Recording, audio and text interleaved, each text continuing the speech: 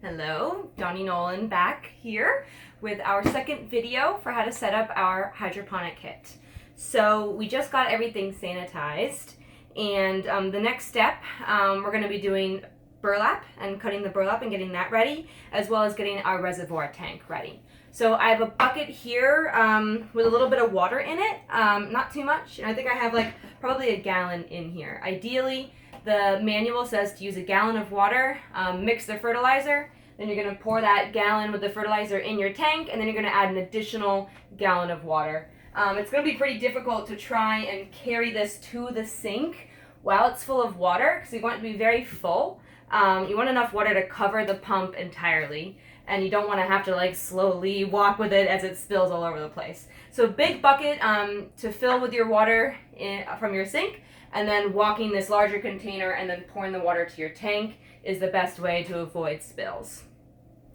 So what the manual says is, 3/4 teaspoon Hydro Grow. So we're going to do the fertilizer first. You can see we have a manual here, and it does describe the amounts of fertilizer. So I'm just going off of the manual. But we also have an EC meter that we are going to use to test the resulted fertilizer. So we have 2 bags of fertilizer that came with our kit. We're going to locate those. So we have 2 bags. So these are, this is not organic fertilizer. This is specifically for hydroponics. And basically it is very water soluble. That is the main difference between soil fertilizer and hydroponic fertilizer. So Crop King provides these fertilizers. This one is called Hydro Grow, and this one's meant for leafy greens. There will be a different ratio meant for fruiting crops and stuff. And then this is the calcium nitrate. The reason they're typically kept separate is because when they're very concentrated, they can actually solidify. So they're kept separate until we dilute them into our reservoir. So basically the manual says 3/4 teaspoon Hydro Grow and 1/2 teaspoon of the calcium nitrate. So you can see there's a little bit less calcium nitrate. Typically the ratio is 25-20. And we usually do this on a very large scale in the greenhouse. So I do have 1/2 teaspoon and 1/4 teaspoon that I will be using to measure the 3/4. So I'm going to start with 3/4 teaspoon Hydro Grow. And so I already have about a gallon of water in my tank, and then I have about a gallon of water in my bucket. I'm going to use my bucket to stir it so I can kind of vigorously stir without it splashing up, and then I'm going to add it to the existing water to fill it up. So I need 3/4 teaspoon Hydro Grow, so I'm going to do a 1/2 teaspoon and then the 1/4 teaspoon to get to 3/4. It doesn't have to be perfect. And then I need 1/2 teaspoon of calcium nitrate. So we can talk a lot of science around the nutrients that plants need. There are 16 essential nutrients, and these powders essentially provide all of those nutrients that your plants are going to need. I'm going to use those same spoons I scooped to try and stir the water so I get all of the residue fertilizer that's on my spoons as well, so none of it's going to waste. You do want to have a slightly warm water to try and speed the process of dissolving your fertilizer. You can really see those calcium nitrate kind of pebbles sitting at the bottom of your container. You want to make sure to stir those all the way in before you pour it into your tank, because it's not going to be as easy to swish this around when you have a really full reservoir tank. So I'm stirring. That's looking pretty dissolved, so there I can go ahead and add it to my reservoir. Now we also have these 2 sensors that I sent you all in your kit.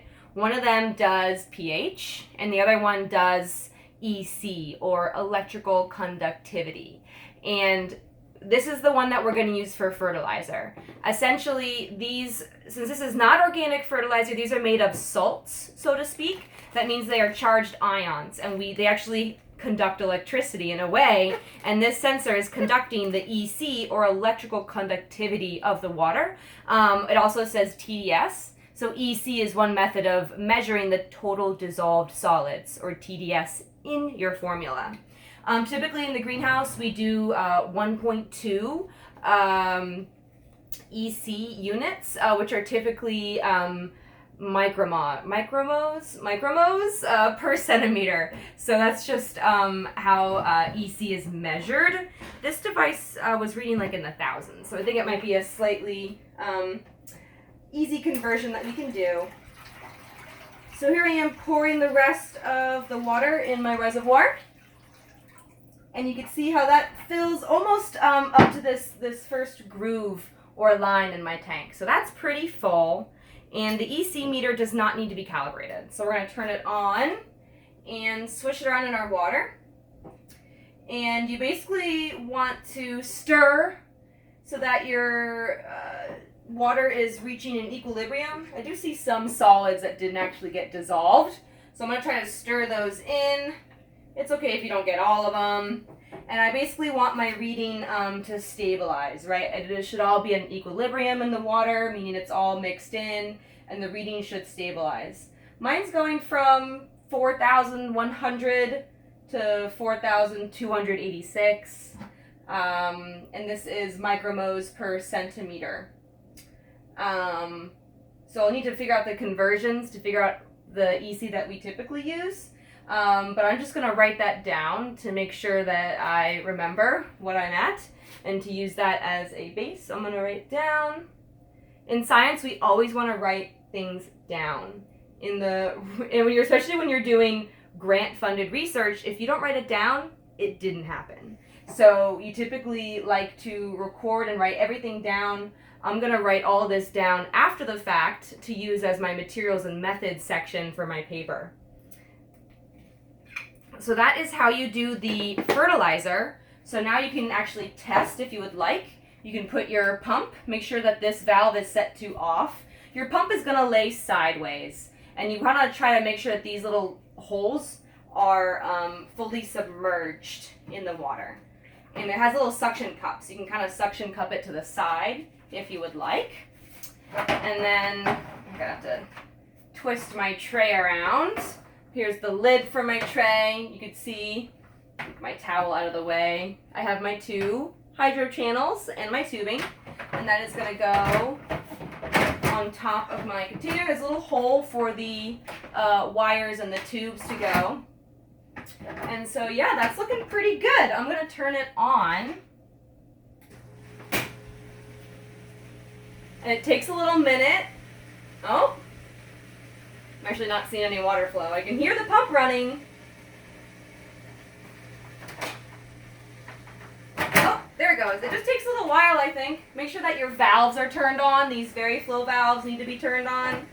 I'm actually only getting flow out of one tube. So that's going to be your first step, just test running to see if everything is working or not. And it looks like now I got flow out of both tubes, so that is flowing. My next few steps are going to be the pH, but I just want to go over the burlap first. So I've cut it, I got this roll to put in your kit. It's a little bit too wide for a channel, so we're going to cut it at about 4 inches. You can simply place it in your channel, see how wide it needs to be to cover the bottom of the channel. And then also going to cut it the length of the channel. We want to try to get the whole thing. Actually, I pretty much got that length spot on, maybe a little bit longer. Make sure you use nice sharp scissors. If you're having a hard time cutting, you might want to use the back part of your scissors that's a little bit sharper and kind of squeezing them together if you're having a hard time. You're going to want to remove any loose strings that are going to fall into your system. And then we're going to cut 2 lengths of this for each channel. And then we're going to dip this in our bleach bin and let that soak for a few minutes. We do want to rinse out the bleach afterward. Bleach is great for sanitizing. This burlap's been hanging out in the air. It could be full of fungal spores that will kill our microgreens. So sanitizing your burlap is crucial, but really strong concentrations of bleach that we use for the sanitation process can harm the plants. So you do not want to put your plants in this really strong bleach solution, and that's why you want to let it soak for 5 minutes and then just rinse it under some of your filtered or tap water before you lay it down in your channel. So I'm going to let that soak, and I'm going to do the pH calibration next. So